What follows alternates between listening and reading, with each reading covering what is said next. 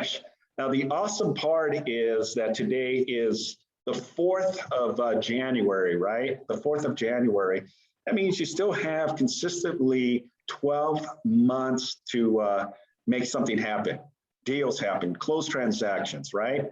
So look at it from that perspective is like that button to reset, that button to start over and start fresh like we do, you know, whatever those commitments and goals. So part of it is understanding your role as a professional realtor, you know, the dynamics of what we do on a regular basis, right? And more so when you represent multiple clients on a transaction. And today's lecture, it just gives you a perspective and an understanding and how to dynamically work the system as smooth as possible without any hesitations, without any interruptions. Now, I'm going to tell you right from the very beginning, I'm going to disclose this, that when you deal on a multiple transactions, it's very stressful, super stressful, because you could be representing multiple clients, you can be involved in multiple transactions, and a lot of moving parts. Okay, 1 second, let me just pause Hope. 1 second here, I can't. Hope, if you can just put yourself on silent for a minute, please. I'm not sure, thank you. Okay, cool. So in essence, the whole purpose of today's lecture is just how do you as a real estate agent handle multiple situations? Okay, so here's a scenario, right? The scenario is very simple. You're the listing agent, you listed a property, right? Congratulations, you got this beautiful listing, and now you're ready to do an open house, okay? And that open house, now you're hosting it on a Saturday or Sunday.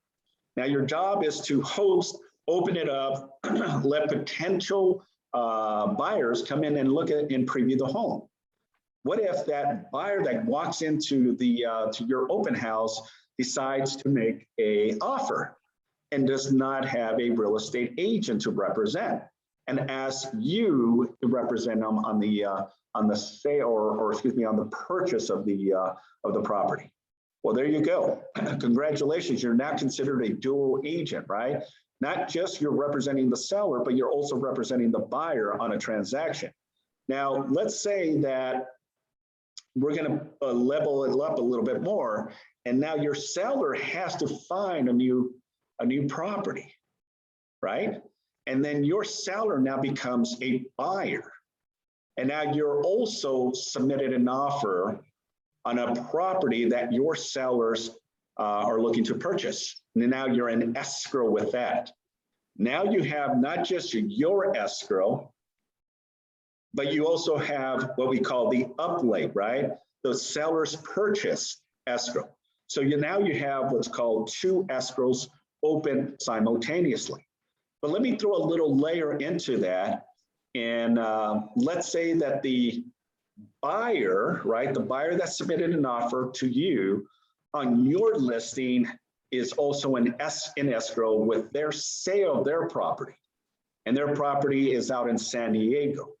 And the agent representing the seller, right, is about to close on that transaction, but there's still an open escrow.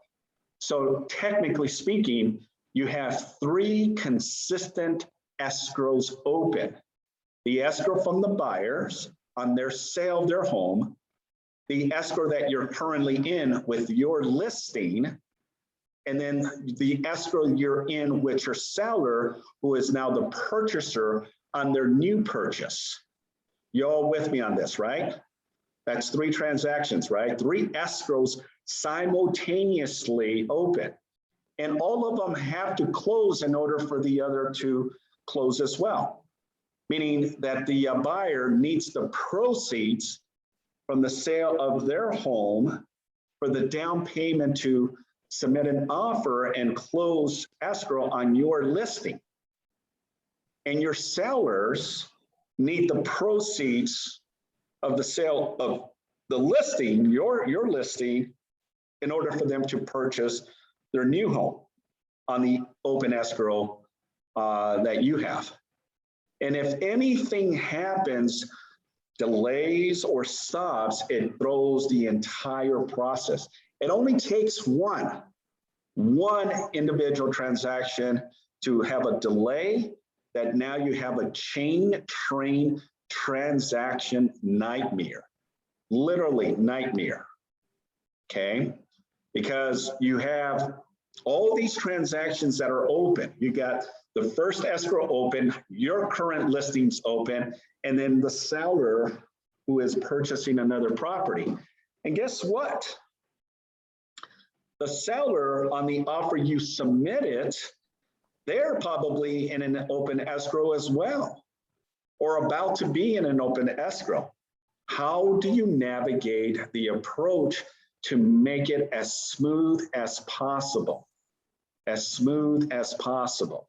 All right, so this is the topic that we're going to talk about. How do you navigate this? And it's very, very scary sometimes, and more so can be a little bit of a pressure for all the agents involved, because you're going to be simultaneously communicating with multiple people, okay? The agents, the lenders, the escrows, home inspections, appraisals. Okay, it's tough enough already to do one transaction, right? But when you have multiple transactions, it really puts a lot of strain and a lot of pressure. Now, the goal is obviously to close, because you're closing on your listing and you're closing on the purchase as well. But you need everyone to be aligned in order for this transaction to close. All right, so let's see how this all comes about. But you see the wheels here, right? One moves one up, the other one moves one up, the other one moves one down. But it's all a systematic approach. It's like a conveyor belt. All right, just think of it as a conveyor belt on the transaction. A conveyor belt comes, goes, right? It just goes through the motions. Well, the real estate transaction should also go through those motions as well. You got to be on top of your game. You got to be very diligent. You got to be very proactive, but more so, you got to be in the game. Okay, communication is factor and is crucial. Okay, without the ability to communicate, you're gonna stumble on this, and then you're gonna have problems, delays, or alternative cancellations.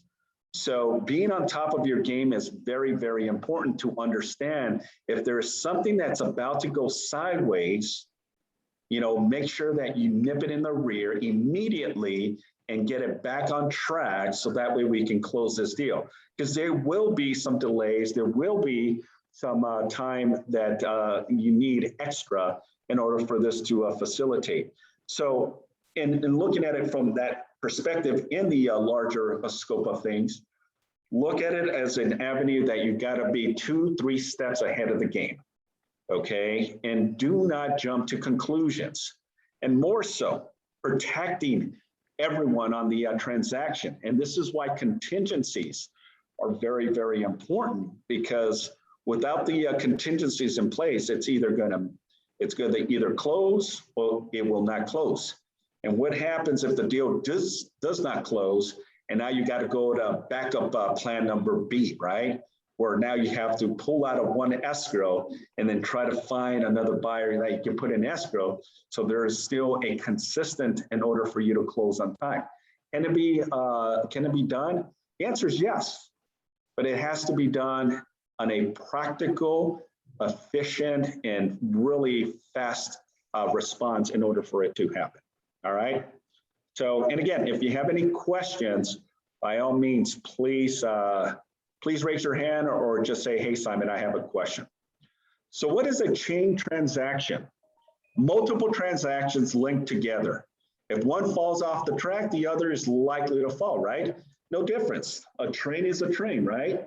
The engine of the train is the one that pushes all the carts, And if it goes at a certain speed, it's going to involve the 15 or 20 trains that are involved or connected to it. Well, the real estate transaction is no difference, okay? If one is about to fall, then most likely it's going to delay, or all of the transactions will also be possibly canceling as well. Okay. Oops, where did I? Here we go. All right, so in order to protect each and every client, you know, it's all about what we call disclosures. Disclosures will help you.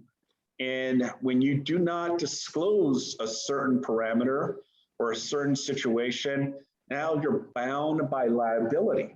Well, what do you mean, Simon, liability? Well, if you don't disclose that the seller is selling a property and you're submitting an offer, but it's contingent that they meet the proceeds of the sale of their home in order to purchase the new property, you're doing disservice to the listing agent and also the seller. I'll explain. You are, listing their property, right? You listed the property, but it's contingent upon they selling their home because they need the 20% down from the sale of their home in order to put a down payment on the new purchase. But you don't let the listing agent know. You just want to submit an offer without letting them know that it's subject to a COP, okay?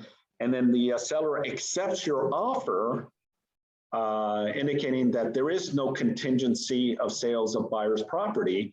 And now you're going in at 10, 15 days into escrow, and the buyer's property falls out of escrow, and now you're scrambling to find a new buyer.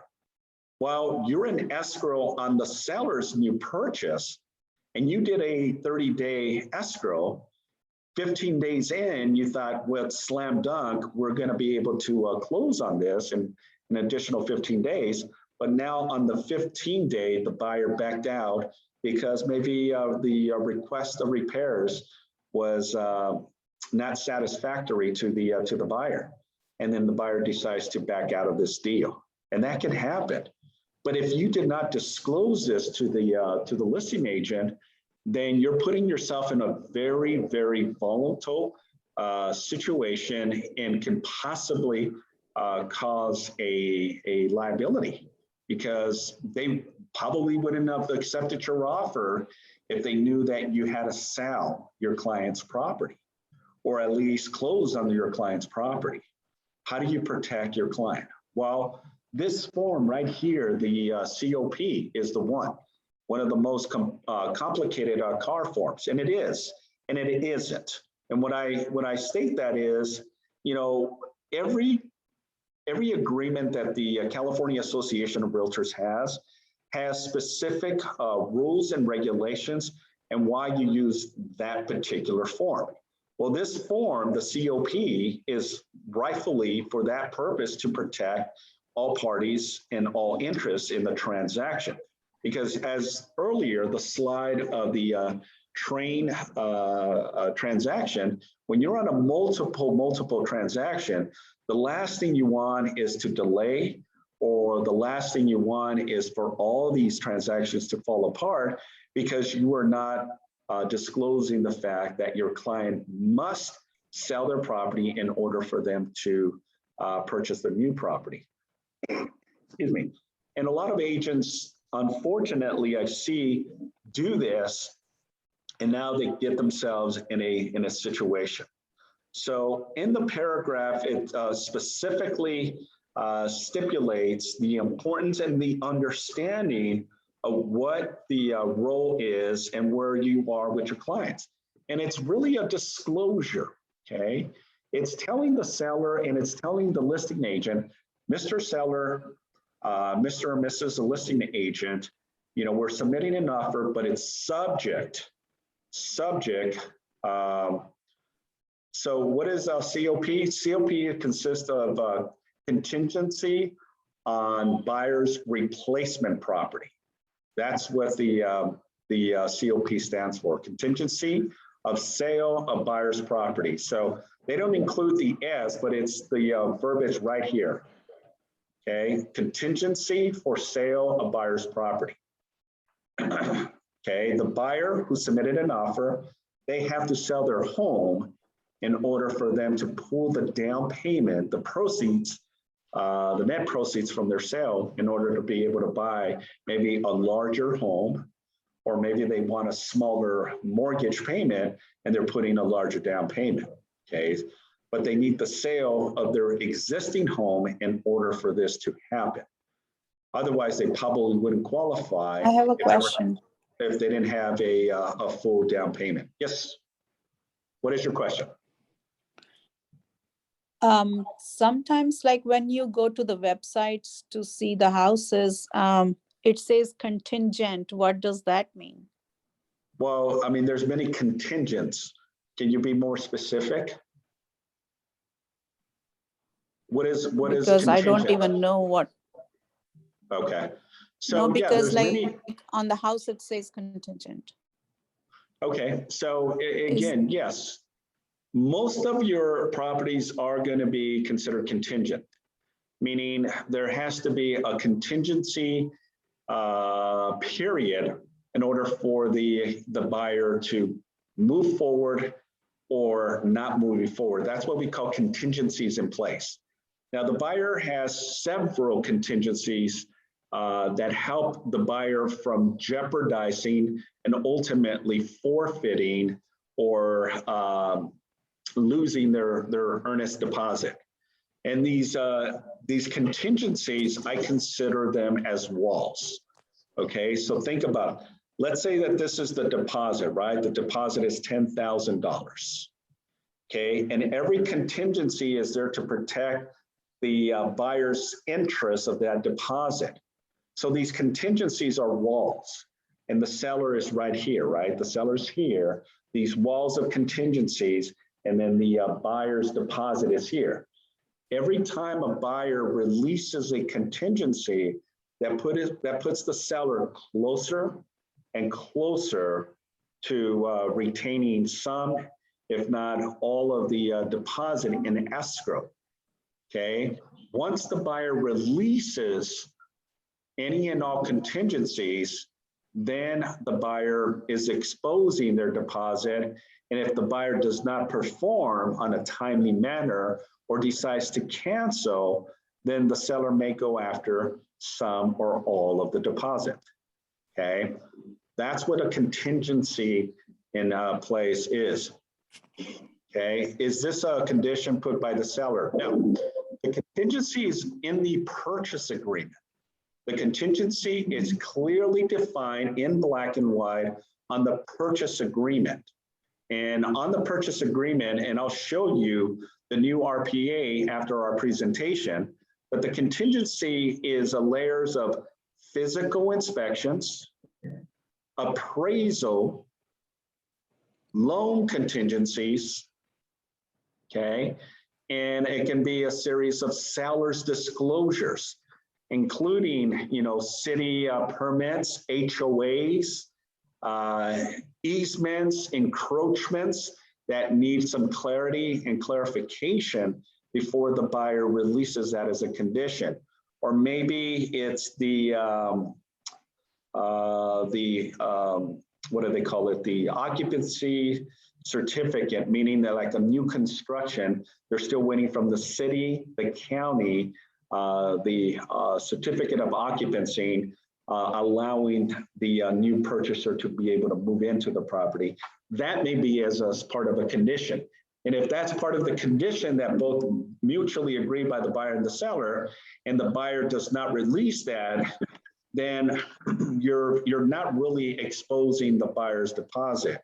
But once, and I want to emphasize, once you release any and all, and that's released by the contingency removal form, the CR form, then ultimately you're releasing and exposing the buyer's deposit. So this is why it's very, very, very important to understand your role as a listing agent and your role as also wearing two hats. the buyer's agent's role and the listing agent's role. Because remember, there is responsibilities that you must do from a buyer's perspective, but there's also rules and regulations you must do from a listing perspective as well. Okay, so that's what it means. If a paragraph applies to your transaction, you will be glad it's there. So yeah, you know how many times I've been involved in a situation where the agent failed to provide the COP, and now they want to back out of this deal, but they never told the listing agent that there was a COP in place. Now you're putting liability on yourself and also on your client because you're not disclosing. Remember, anything and everything that we do in real estate as a real estate professional, your job, your number one job is to make sure that you maintain the integrity of the transaction, meaning that anything involving a property, your clients, buyers, sellers, you must disclose. Because if you fail to disclose, now it falls on you. And you don't want to be that agent that ultimately gets caught in a situation and now they want to file a complaint against you because unethical practice. Do the right thing all the time. That is the best way you'll sleep better at night, and you can reinsure that we as a company are here to support you as well. So don't think that this is you and you only. We're here to support you, navigate, and answer any and all questions. Now, you don't want to get deep into this and realize, oh, I think it's time for me to call, my broker, and realize, you're so deep into this that now there's liability. Because the seller can definitely challenge that and say, look, yeah, you still have your contingency in place, but we're going on 27 days in on a 35-day escrow. You never told me that there was a condition that the buyer needed to sell their home in order to pull the proceeds and the down payment to qualify for the new loan. We feel that we've been misled and we've been damaged. And therefore, we're going to go after some of that deposit that's in escrow. So don't be that agent that falls into that trap. Okay. Hope I was able to answer your question regarding the contingency. Mm-hmm. So what is the purpose of the car form COP? As with other contingencies, in the event fails, buyer has the right to cancel the contract without penalty. In this case, the event can be either the entering into the contract to sell, buy the property, or successfully close of escrow on buyer's property, or both. So the whole purpose of having this contingency team is to protect everyone, okay? And protecting everyone will help you to be more efficient, but you'll be able to rest and assure yourself that you can sleep well at night, that you did your very best, and that you didn't compromise the transaction. Because the moment that it's compromised and it was your doing, guess what? People will go after you, people will start complaining, and people will start picking up the phone and calling the management or the brokerage for help and support on this. Okay, so don't be that agent. If you don't know, ask, okay?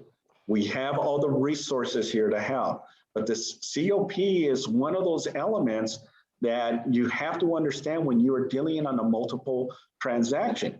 If you are even just representing the buyer, but the buyer needs or is in escrow with their sale of their home with another agent, that's still something that you must disclose, letting the listing agent know. I hope that kind of makes sense. So let me kind of role play with you, okay? Anyone want to role play with me real quick? Anyone? There's 6 of you on the call. Okay, I guess I'll role play with myself then. I'll go, Simon. All right, Ray, thank you so much. All right, so Ray, you will be the the buyer's agent, okay? Okay. And you're not going to tell me that you have your clients who are submitting an offer on my listing, but just go with the motion that you're submitting an offer, but you're not going to tell me that you have a contingency because you want to get your offer accepted, right? On your listings, Okay. Correct. All right, so just call me. Ring, ring. Hey, Simon? yeah, this is Simon. Hey, Simon, this is Ray with KW. How are you? Hey, Ray, I'm really good, my friend. How you doing? I'm doing great, doing great. We saw Awesome. okay, so we saw the property and we're looking to put an offer. Am I Correct, supposed okay. You want to make an offer on my listing on 123 ABC Street? 123 ABC Street, correct. Is there Okay. any offers on the table currently? No, I don't have any offers on the table. I'm getting a lot of interest on the property, but nothing solid, yes, as we speak. But I urge you, if your clients are very interested, please submit an offer because I will be presenting all offers. I will be presenting all offers to the seller this Friday. Okay, great. And just out of curiosity, Simon, is the seller's pretty firm on the asking price? One second. No worries. Oh, okay. Okay, sorry about that. That's okay. I was asking, is the seller, Simon, pretty firm on the asking price? Yeah, the seller is definitely, we priced it pretty well. So I don't foresee that it's going to have any appraisal issues. Okay. So, and again, you definitely have your appraisal contingency in place. And I think the sellers are reasonable if the appraised value doesn't come in at asking. Okay, just so you know, Simon, my buyers are pretty solid on their finances, and we'll come in with a pretty strong offer right at the asking. Well, awesome. Well, let me ask you a couple of questions, Ray. How much of a down payment are they coming in? They're going to be coming in. It's a $999 asking price. Is that correct? Yeah, $1 million, whatever. Yeah. Okay. They're as far as the down payment goes, they're going to be gifted through family members, and so the down payment's going to be right around the 20% mark. Oh, okay. So they're going to get money gifted. Okay, because my follow-up question. Sorry, guys, I just got a sharp pain on my side. You're right. Hold on one second, guys. No, take your time. Take your time. Sorry. Whew. I mean, we can go up to 30% since you're in pain here. I mean, see, you're giving me pain now, Ray. You're giving me pain. Okay, so the follow-up is, okay, I wanted to ask you if your clients were selling a property, okay? Because remember, the whole purpose of today's lecture is them having a property they need to sell. So we're going to switch that, Ray, and now let me go ahead and flip it with you. Now you're going to be the listing agent. I'm going to reach out to you. Okay. Sure. No Ring, problem. ring. Hello, this is Ray. Hey, Ray. This is Simon over at KW. How you doing, my man? Happy New Year. Oh, Happy New Year to you, Simon. How's it going? Good, my man. It's so good. It's been a while, and it's so good to hear from you. How's life and how's business? Business is great. Looking forward to launching this year, and we got a lot of things cooking with listings in the next 2-3 months. Fantastic. That's including the one we have right now. Beautiful. Yeah, so congratulations on your listing on 123 ABC Street here in the city of Torrance. Yeah, sure. Do you have any offers on the table? No offers. We had one agent yesterday that said that they would submit today, but again, just interest at this point. Okay. Tell me what you got going on. Do you have a pretty solid buyer? Yeah, so I definitely have a buyer that's very interested. We saw the property on Sunday, and they look like they want to pull the trigger on this and want to submit an offer. Okay. So when do you think you're going to be presenting offers to your Yeah, seller? so today is what, we're Tuesday, the 4th. So by Thursday, the 6th, we plan on by noon, we'll have Okay. everything on the table, and I'll be sitting down with my sellers. Let me ask you a couple questions, Sure. Simon. So how solid are your buyers in terms of financing? Yeah, that's a very good question. So my clients are solid. They're going to be coming in with 30% down. Okay. They don't have the 30% right now, so I cannot Okay. provide you with the financials, but it's through the sale of their home. So Okay, so it's the sale through their home. And we're scheduled to close in the next 2 weeks. So this is the reason that if I put an offer together, it'll be a 30-day escrow. 2 weeks from today, we should close on their sale of their home. So we'll have the reserves in their bank account, and then we can wire the money directly into escrow on your listing so we can close it concurrently, or at least close it because they'll have the means to do so. So my clients are solid on the on their down payment. We're putting a strong deposit of 3% of that $1 million, so $30,000 deposit, and then 30% down. We can close in 30 days or sooner. Obviously, we still need 2 more weeks to close on their current, but that's only the stipulation that I have. It looks very promising. You know, I'm the listing agent on their purchase. Excuse me, I'm the listing agent on their sale of their home.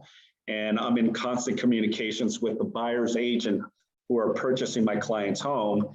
And everything looks solid. They have finally yesterday released all contingencies, everything, including loan contingencies. So it looks very, very promising. I don't foresee that there's going to be any cancellation, but you know, Ray, that we have no guarantee, right, that the deal will close until we get the funding and the beautiful sound from escrow that we recorded. So into that, I'll have a more concise approach, but more so, I will keep you in constant communications in the next 2 weeks. I would love the opportunity to work with you, Ray. I know we've worked in the past. You know my style of work. I know your style of work. Correct. And I want to be able to help and navigate. Now, my question to you, Ray, is... Well, first of all, Simon, listen, first, I appreciate your honesty. I appreciate you being upfront about it. Listen, it'll be foolish of us to rule out any offers because we don't even have an offer on the table now. So I will talk to my seller as far as entertaining your offer. And like you said it looks promising. And the fact that you'll be in communication with me every step of the way, I'm okay with that. Beautiful. And see, we're not even going to submit the COP, the contingency of replacement property to you. Usually, if the buyer did not release all contingencies, then I probably would have disclosed that and submitted the offer with the COP in place, indicating to protect my client's best interest and making sure that if the deal doesn't go through, that we're not liable, and then the seller now wants to go after our deposit. But that's not the case because the buyer has already released all contingencies. So even if the buyer doesn't perform, the seller has some type of damages, and more so, we'll immediately put it back on the market and try to find. At that point in time, Ray, I might ask again, you know how real estate transactions work. It's not always the way it looks like. But, I'm going to be very proactive with you. And if anything happens, you'll be one of the first to know. So that way we can take the initiative and the proactive approach either to cancel or ask for an extension to close. Because I know right now I want to close in 30 days with your beautiful listing. But if we need that extra time, at least I want to make sure that you and I are on the same page and we're in communications. Absolutely, Simon. Listen, the fact that, we have a history together. We've done a deal before, so yeah, I'm okay with that. I just want to be upfront with you and let you know if a second or third offer comes on the table, I'm going to be upfront with you as well. As far as now we'll be in multiple offer and bidding going on. So yeah, absolutely. Yeah. I completely understand. My number one goal is to to work with dynamic individual professionals like yourself. in doing this for a long time, I understand, the importance to take care of your client's best interest. And by all means, if you do get another offer in place, at least please let me know so I can see if I can match it or at least, beat it. Because again, we're putting 30% down on this transaction. They have high FICO scores. They both are employed, have really good jobs, and we're not going to have any hiccups.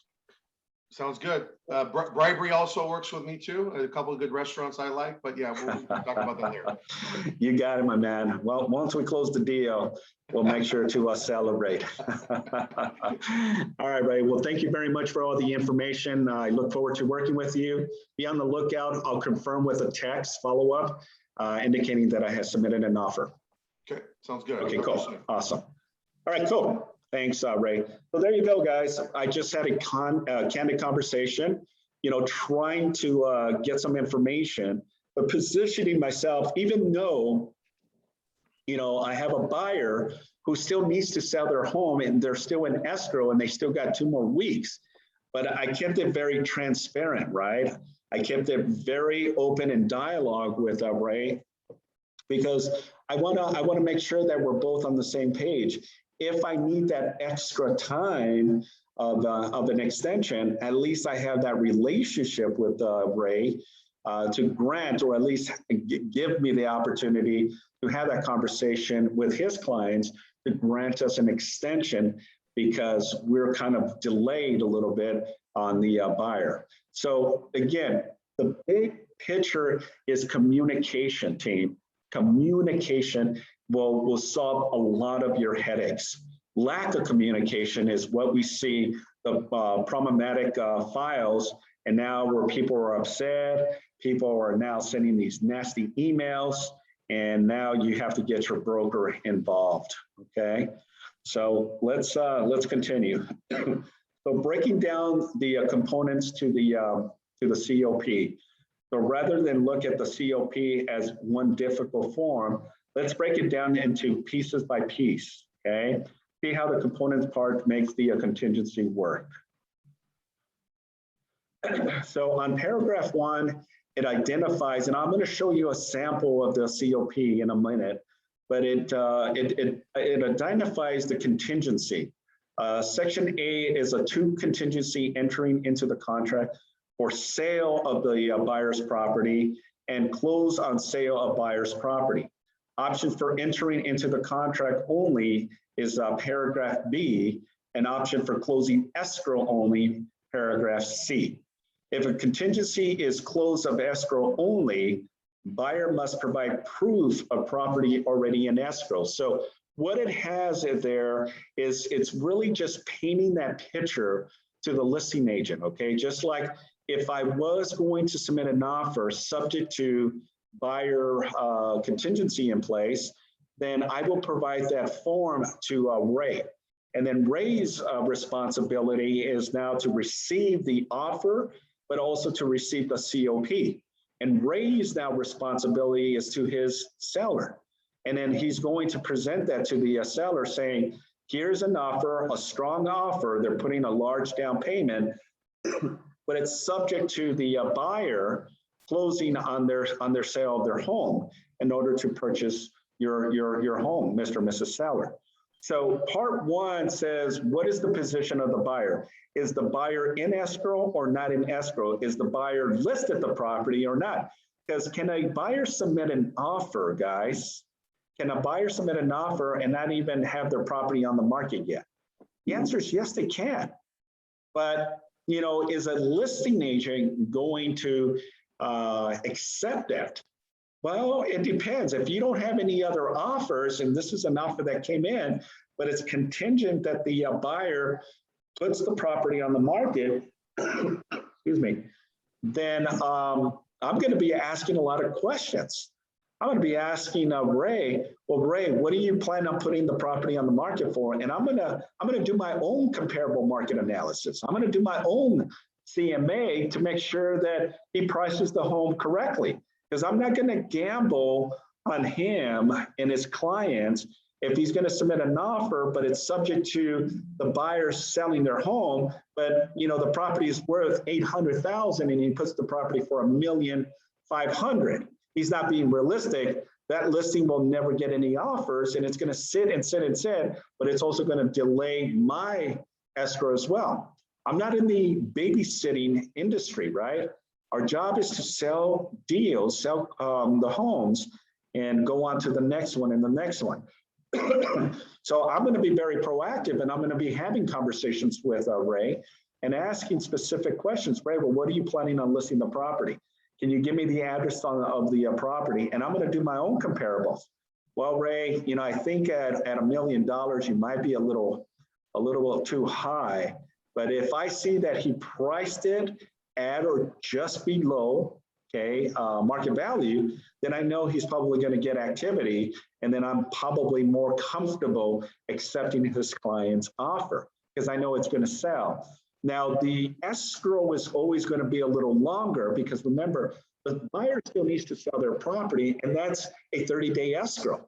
So when dealing with timeframes, as Simon, well, what's the best time frame to put on an escrow? 40 to 50 days. 40 to 50 days. Okay, meaning that because you're going to need 30 days to close on their property, give yourself that extra cushion to close. Now, just because you put 50 days, does that mean you have to wait 50 days? No. If the deal closes in 25 days, then you can close your deal in 30 days after the buyer receives their proceeds. So you don't have to, but you have that cushion.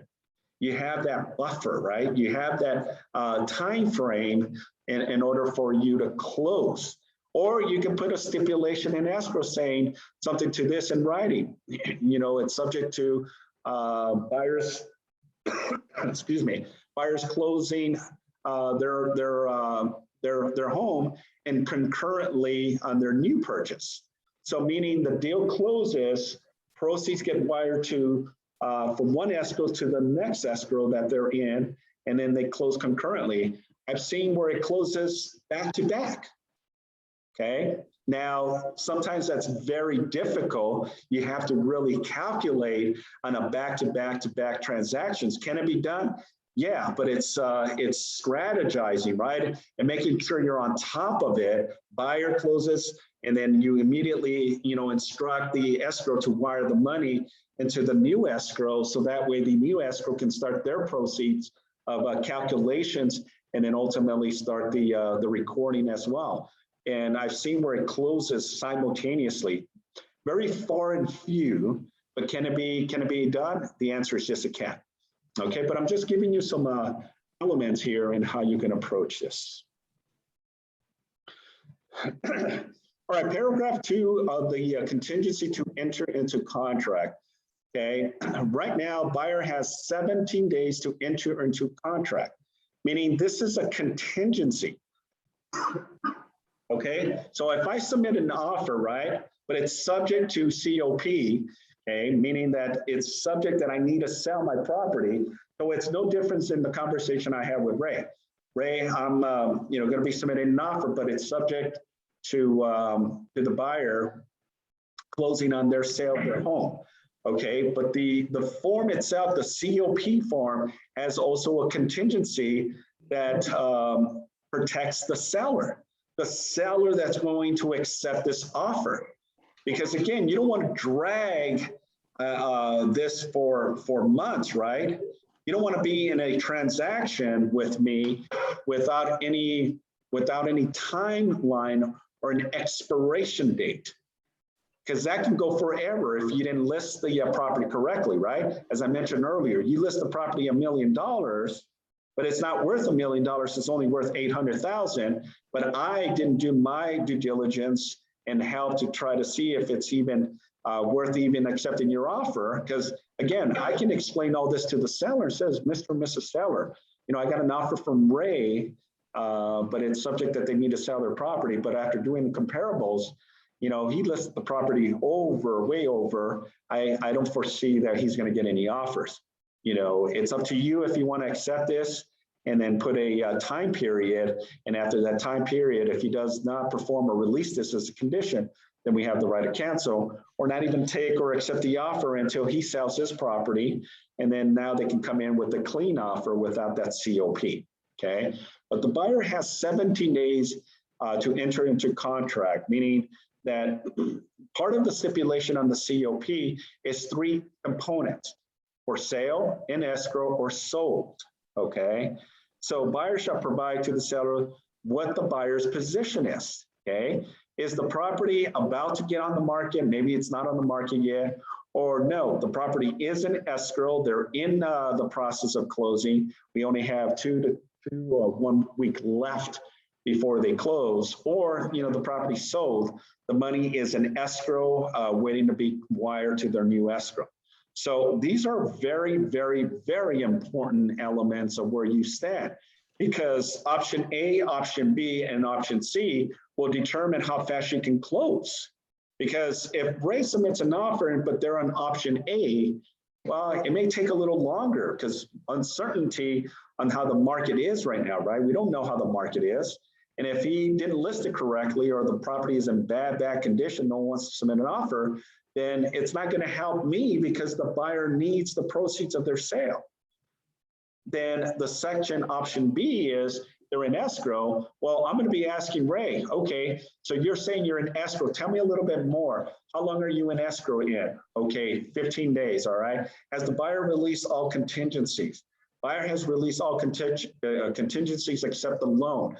Okay, when do you think that the lender is going to get the approval, and when are you going to release that as contingencies? Well, the buyer is scheduled to release the loan contingency tomorrow or the next day. Okay, can you let me know if that is done? Because that will alter if we're going to accept your offer or not.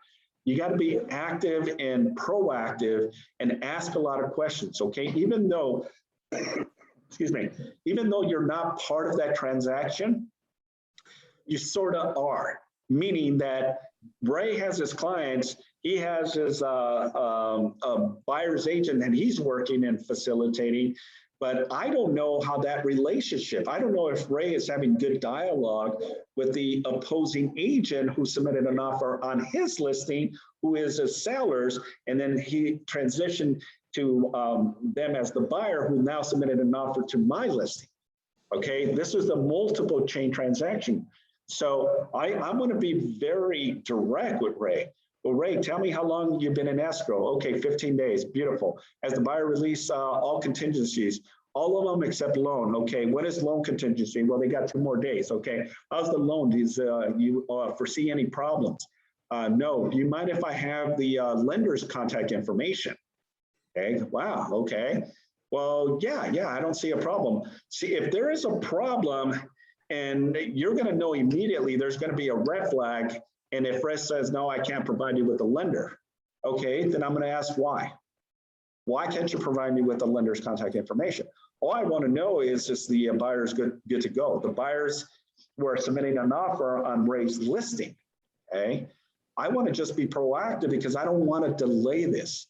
I don't want to go into escrow with Ray, not saying that Ray's a bad guy. I would love to work with him, but I have no control over that buyer and that agent that he's dealing with.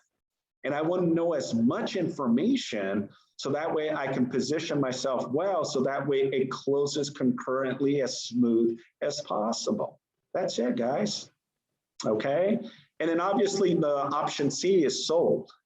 Okay, sold is the number one best one because it's slam dunk. They have the down payment in their bank account or in the escrow ready to wire to their new escrow company. Okay, any seller would want to know that, don't you think? Absolutely, yeah, I want to know because I don't want to drag my feet and be in a transaction for months and then this deal falls apart because I was not proactive, guys. That's it. Just be proactive. Ask a lot of questions, dig in deep. And if there's something that your gut tells you, then it's probably not a good offer. And you can tell your sellers, maybe we shouldn't consider this offer because it's uncertain if the buyer is going to be able to close on their home. Mm-hmm. Does that all make sense, I hope? Yeah. Very good. Paragraph 3, listing buyer's property. If the buyer's property is not in escrow, the seller should be told. If the property is listed, with whom the property is listed, where the property is submitted to the MLS, and if so, the MLS number, so the listing agent can verify if the representation is true. And 100% team, I would definitely ask Ray, hey Ray, you know, tell me a little bit about your clients. You say that they have to sell their property. Is the property listed? Yes. Okay, wonderful, wonderful. Is property listed on CRMLS? Yes, it is. Okay, what is the MLS number? Let me verify that information. What am I going to do? Immediately when I finish the conversation with Ray, I'm going to jump on that MLS and I'm going to verify to the nature of his position. I'm going to go on the MLS, excuse me, and I'm going to check to see that he has the property. It is pending. It looks like every element is correct. And, you know, I'm going to take his word, but I'm going to verify it by researching. Because if he throws a mumbo jumbo information and it doesn't align, well, something is kind of sketchy there. And I probably would have the seller informed, and you know, maybe it's not a good position, a good offer. Remember, the whole purpose of all this is to be able to close a smooth transaction when there's multiple transactions being involved. Okay. Paragraph 4, contingency to close. Defaults if buyer has until the scheduled close of sale. So part of the stipulation, and I'll show you again a sample of that, is there's protection that protects everyone, the buyer and also the seller. But if you as a listing agent are not watching that COP, there's a little section there that allows the buyer to prolong this whole process.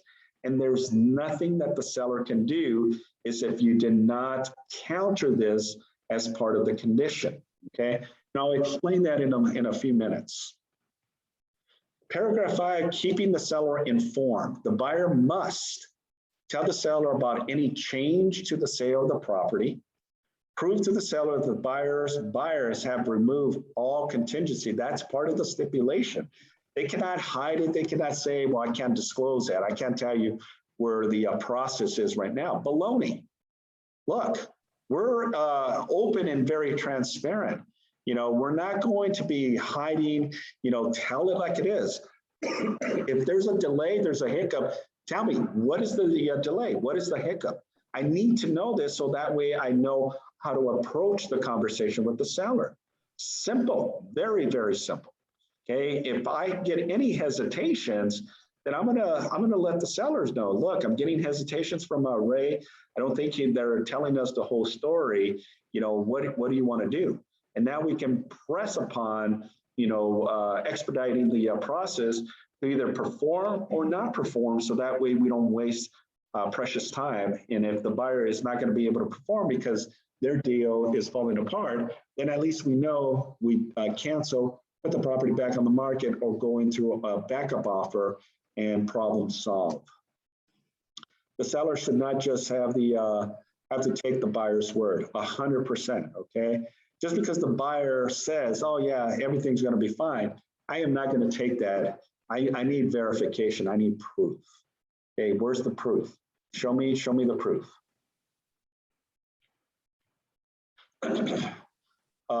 Paragraph 6 talks about the attempt to cancel. Since the entire purchase hinges on the buyer's property being sold, the buyer needs to tell the seller if there is any attempt to cancel the buyer's sale. Meaning that if Ray's client, who's Ray's seller, right? If there is any attempt that the buyer who submitted an offer on Ray's listing is not going to go through, Ray's responsibility to me is to let me know, hey, Simon, just reaching out to you. You know, it looks like we may have a little dilemma, a little hiccup. It looks like the buyer may be pulling out. I'm still trying to work on the ironing out the requested repairs, but the buyers are not happy with the seller's response. The buyer may pull out, so I'm just keeping you abreast.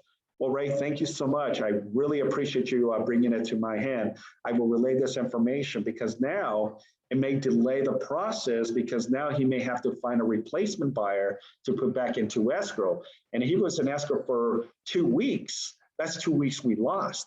And that's 2 weeks longer now that we need to worry about because it's not going to close as we anticipated. So communication is very, very crucial. May the buyer's buyer is canceled because of a contingency. Maybe the buyer is canceled because the buyers won't remove that as a condition. So, excuse me, 100%, guys. Yeah, the buyer has the right to cancel. You know, if the buyer has not released all contingencies and then decide, you know what, maybe this property is not the right one, then you as the agent need to be proactive and say, okay, cancel so I can find a replacement buyer. And then I can now let Simon, the listing agent, know that, hey, we're gonna need an extension. Because the buyer may still, his clients may still want my listing, but they're gonna need that extra time to replace a buyer, close, pull the proceeds, wire the money to our escrow, and then close with our clients. You know, but I won't be able to do that if he waits last minute. You know, last minute when it should have been close to closing, but Ray failed to tell me, and now it puts a lot of strain and frustration because he was not being proactive. Be proactive and trust me, you know, we will grant it because at the end, what are we trying to accomplish? We're trying to accomplish the win-win. We're trying to accomplish winning and closing because we all get paid. Either way, the seller is being affected because it decreases the chances that the buyer actually will close. Absolutely. If you know that your agent that submitted an offer's deal is not going to go through, you know, let us know because most likely we're probably going to end up canceling too. And I need to know this, excuse me, so I can put it on the market immediately or ask for an extension. Okay. Okay, paragraph 7, sellers continue to market the property. So even after acceptance, the buyer's offer, the seller can. So if you get an offer, right, and it's subject to buyers closing of their property, the COP, the seller still has the right to continue to market the property. Continue to market the property, but for only guys, as a backup. Okay, so if another offer comes in, while I have accepted Ray's client's offer and I get another higher offer, higher than Ray's, I cannot utilally cancel with Ray. I have to put the new offer as a backup only until now I know, hey, Ray, I got another offer. So now we need to know if your buyer is willing to release the COP. And if the buyer is not willing to release, then we have the right to send a notice to perform to release that. And then if the buyer, Ray's clients, do not release it, then we have the right to cancel. Now we can go back to the backup offer and accept their offer and open escrow with a new buyer. Make sense? Okay. If a backup is accepted, buyer can stay in the transaction after being notified by the seller. Otherwise, the seller can cancel as well. Excuse me. Paragraph 7, reasons and whys. The reason for removing the contingency for the sale of buyer's home is obvious. Most lenders will not lend if the buyer has a property to sell. And if the buyer was allowed to keep the loan contingency, that would effectively be a hidden contingency for the sale of the buyer's home. And even if the buyer removes the other contingencies, if the buyer cannot perform, the seller's property still will not close. True, the buyer will be in breach of the contract, but that does not help the seller achieve their desired goal of selling their home. Exactly. So remember, if Ray's client doesn't release that as a condition, the COP. So the COP is no different than an appraisal, a loan contingency, physical inspections, and seller disclosures. If the buyer doesn't release the COP, then and the COP is 17 days, team. The buyer has 17 days. And if the buyer says, you know, we haven't been able to close, I don't feel comfortable releasing this COP because the buyer who is buying my property hasn't released all contingencies, then you have two options. If that time comes of 17 days, give them the extension or send them the notice to perform. And if the buyer cannot perform, then the seller has the right to cancel. Okay. The seller backup offer rights. The seller's backup offer rights begin immediately. But by checking C2 or 3, the buyer can delay the sale right to force the buyer to remove that. So if the buyer has checked off, you know, section 2 of the COP, then what happens is, even if I accept, right, I accept your client's offer, raise offer, you know, per the COP, it says that, let's say that I accept this offer, but 2 days from now, I got another offer. I can now forcefully tell Ray, hey, Ray, you know, we got another offer, better terms. We're going to send you the release of contingency. And if you don't sign off on it, then we're going to send you the notice to perform. And you have 48 hours to perform. Otherwise, we're going to cancel. We're going to go with another offer. Okay, that's what the COP stipulates right now. But if the buyer checks this on the COP and says, no, we're requesting to delay that process, and the seller does not counter that, then what's going to happen is you have to give the buyer the 17 days. So even if you get an offer that's better cash, 0 contingencies, it's a sweet, sweet offer, and it comes in 5 or 10 days after, unfortunately, you still got to give the buyer 17 days to prove and release this as a condition. You cannot immediately force the buyer to release it if you don't check this off or counter this. This could give the buyer the chance to get the buyer's property in escrow or find out if the buyer will remove contingency, and thus increasing the likelihood that the buyer's property will close. Okay. Paragraph 7 also goes into the backup offer. Some agents think the buyer has to match the backup offer price and terms. And the answer is no, it's not, okay? What the buyer has to do is remove the contingency for the sale of the buyer's home, remove any loan contingency, proof of funds to close without the sale of the property, okay? Have it here, next. Okay, paragraph 9, seller's right to cancel. 6 possible reasons. Buyer's property doesn't enter into escrow. That's one reason to cancel. Buyer's property does not close on time. That's a perfect reason to cancel. Buyer's doesn't provide escrow evidence. You know, Ray, hey, you know what? I understand you don't want to provide me with that information. Unfortunately, the seller says they cannot accept your offer without evidence of proof that your client's property is in escrow. We can't force Ray to provide me with the information. I can only ask for it. And if they want to be hard head on that, that's perfectly fine. There's nothing I can do. But at the same token, I do not have to accept their offer as well. Buyer does not provide listing evidence, okay?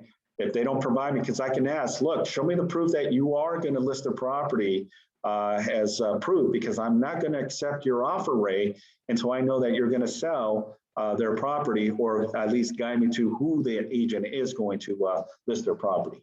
In any of the above cases, the seller must first give the buyer the notice to perform in order for them to provide this. So if they are not providing you with an escrow timeframe to close timeframe, or evidence, you still got to send that notice and give the buyer the ample enough time to provide you with this information.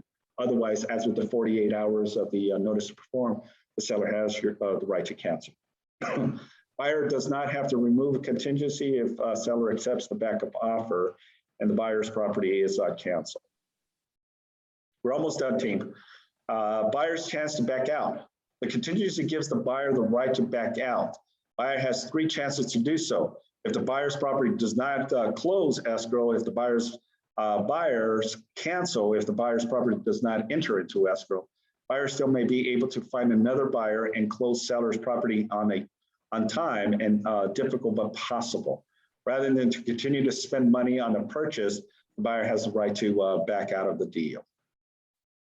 Buyer's purchase of seller's property will proceed as any of the other purchases. Buyer has a certain number of days to make the deposit, conduct inspections, remove all and other contingencies, and close. It is possible to delay these actions by checking a box. Doing so will protect the buyer from incurring certain costs, but likely will weaken the buyer's offer on the seller, make question the buyer's commitment to the purchase. Again, the more that you put into this COP, the more I'm going to dissect it, and I'm going to ask a lot of questions to Ray and his clients, because again, I'm not going to stay in a transaction for longer than it's necessary, because I can accept another offer that is not contingent that they have to sell their property. And a lot of listing agents, I'm going to tell you, a lot of listing agents will not accept a contingent offer in place. They won't accept it because it's uncertain if they're going to close.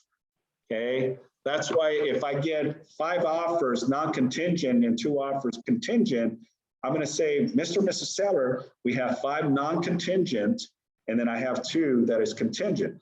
But this one is offering more money. Yeah, but there's no guarantee that they're going to be able to close.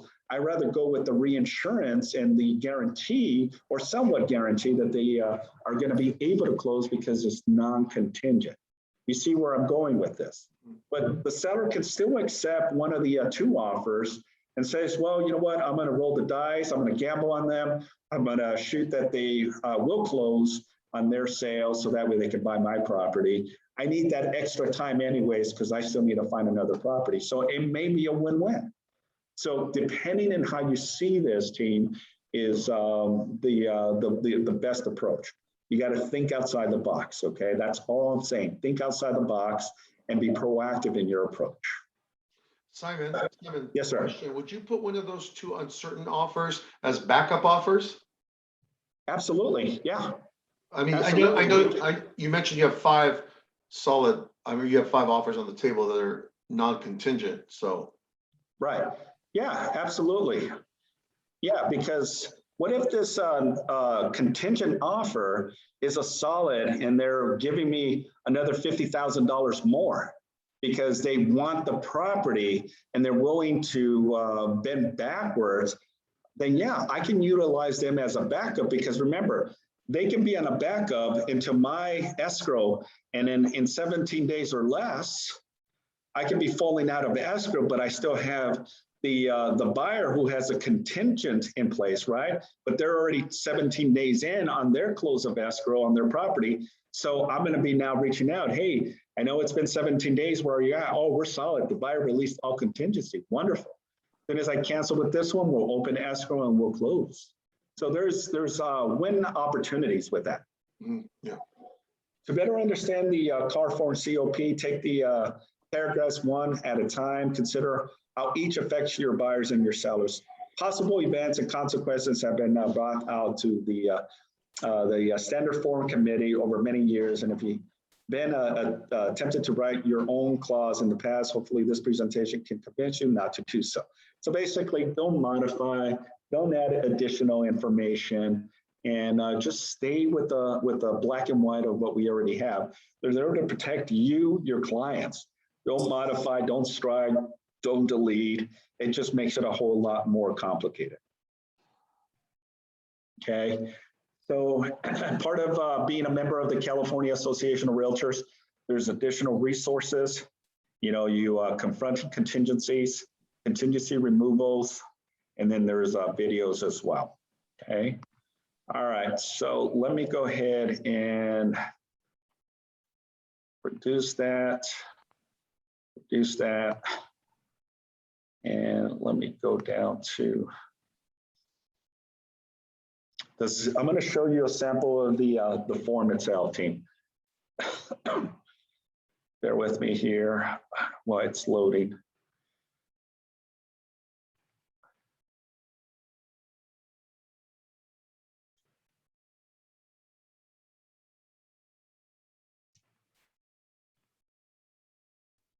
Okay, So typing in the COP form, click on that, contingency of replacement property. All right, team. Can you see my screen? Okay, you guys see the COP? Right here, COP, yes? Okay, awesome. So here it is, team. This is the contingency for sale of buyer's property. And notice to remove a contingency, CAR form COP revised 1220. This was added some additional language into the form itself, okay? So this is what it looks like. So if your client is going to be submitting an offer, right? If your client is going to be submitting an offer and it's contingent that they have to sell their property, as soon as you do so, and let me just show you on the purchase agreement what it looks like, RPA. All right, so let me go back here so that way I can kind of illustrate it a little better. So this is your purchase agreement here. Okay, this is the California Residential Purchase Agreement and all the pertinent information. So when you get to the section of the COP, and I'm still trying to get myself acquainted with this new RPA, I can't recall where the COP is, but bear with me here. Here it is. Okay, so section L8. Okay, when you click here, okay, when you click here, it's automatically going to populate the COP form, sale of buyer's property. So when I submit an offer to Ray, Ray is going to know that I checked this. Ray is also going to know that a COP is going to be attached to that. So when I submit the offer, the RPA, I'm also going to submit the COP because it's going to populate as well. And it's going to provide me with this form. Now it's very simple, the addendum to the purchase agreement. You're going to put in the agreement date, okay? The date that you created this form. The property address, right? 123 ABC Street, right? And we'll just say City of Torrance, California, 90505, right? So, and then I'll put in Mr. Smith, right, as the buyer. And then if I have the seller's information, Mr. Smith as an example. Okay, so Mr. Smith, the buyer, is submitting this a contingency to Mr. Smith, the seller, property in question, right? Here you're going to put, excuse me, the buyer, Mr. Smith's buyer's offer. So if their property is ABC 123 Street, right? As an example, that's in the city of Torrance.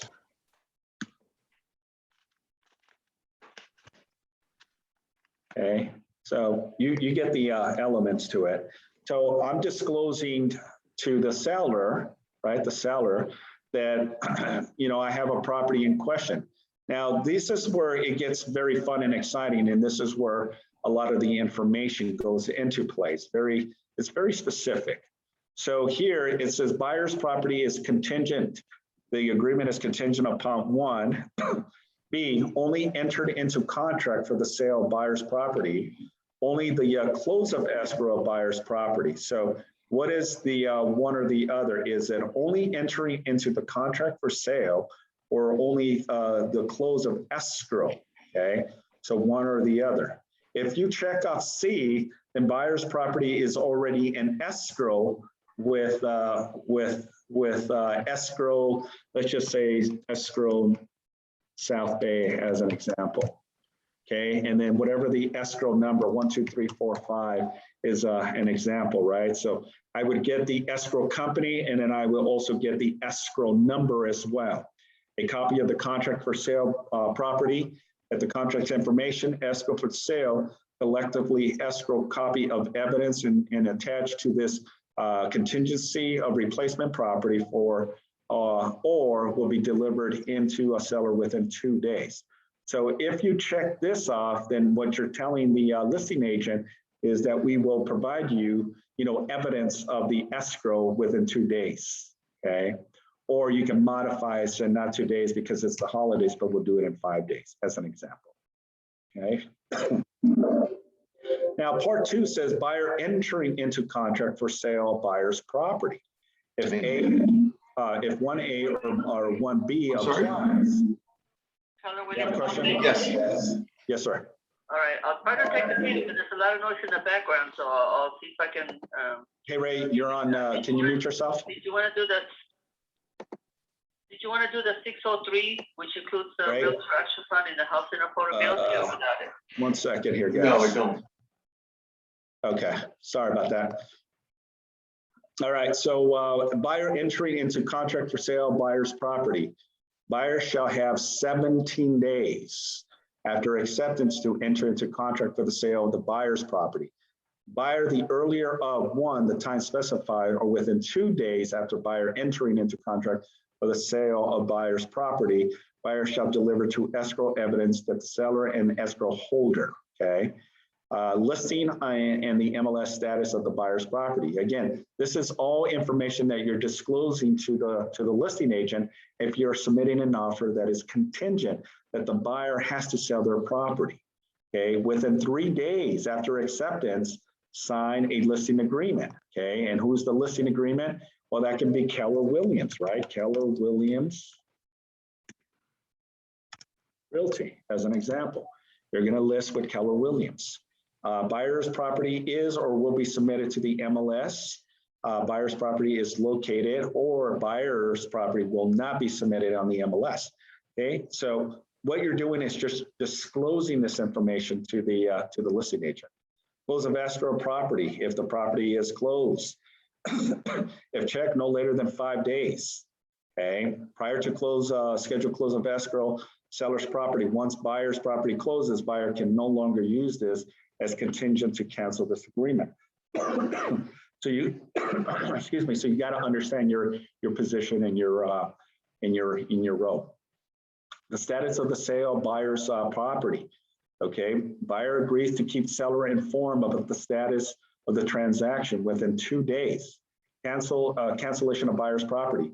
If buyer's property is in or interested through escrow, and either party to that escrow gives the other a notice of cancellation of contract, buyer within 2 days after shall deliver to seller written notice of the cancellation. So what that means is if the buyer who submitted an offer on your listing, right, they have 2 days to let you know from their transaction, right, Ray's client's transaction, that they fell out of escrow. They have to notify you, meaning me. They have to notify within 2 days that there may be a potential that they're going to cancel.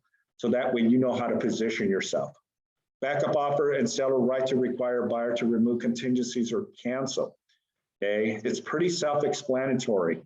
And then here is where I want you to be very cautious. So if you're the listing agent receiving a COP and you see this check, okay, what you're doing as per the presentation is you're delaying the right to notify the buyer no later than 17 days. So what this stipulates here, team, is that if this is checked and the listing agent does not counter this, okay, and there's no right and wrong to this, but if the seller and the listing agent do not counter this, then what it says is that even if you get another offer, you still got to give this buyer who submitted an offer the 17 days to release this as a condition. You must give them 17 days. After 17 days, then you can send them the contingency to remove this. But if they do not check this, right, then if you get an offer the next day or 3 days after you accept Ray's offer, then you don't have to delay it to the 17 days. I can immediately tell Ray, hey, Ray, you know what? Unfortunately, I got another offer that came in, it's not contingent. And therefore, because you did not check off the delayed right to notify, I must send you the notice to release this as a condition. And if your buyers don't feel comfortable, which I understand, they haven't even opened escrow, you know, unfortunately, we're probably going to go in a different direction. It protects you as the listing agent team. That's all you're doing, because I'm not going to drag myself 40, 50 days in escrow when I have a 20, 25-day escrow with another buyer. So you got to be very careful on this, okay? And then the number 3 is the one that I do not recommend. And there's agents that are kind of sneaky, and they'll submit no right to notify buyer. So seller shall not have the right to invoke the provision of 7B during the entire term of this agreement. Now it gets very interesting here. So if you see a COP with section 7.3 check, the no right to notify, that means that because you did not counter this out, that you must give the buyer all the time to close on their sale. And if they don't close in 30 days, 50 days, or 60 days, unfortunately, you cannot utilize this particular contingency. You can use other contingencies in place, but then it gets a little bit convoluted and a little bit confusing. But this one in specific, they cannot cancel, because the buyer's agents sign off, check this right to notify, no right to notify the buyer. So be very, very, very careful in how you approach it. The rest of the stuff is just seller's right to cancel, buyer's right to cancel, the NBP, which is the notice to buyer to perform, you know, the sellers notify, you know, their positions, and then time for performance of contract obligations and delivery of buyer's deposit.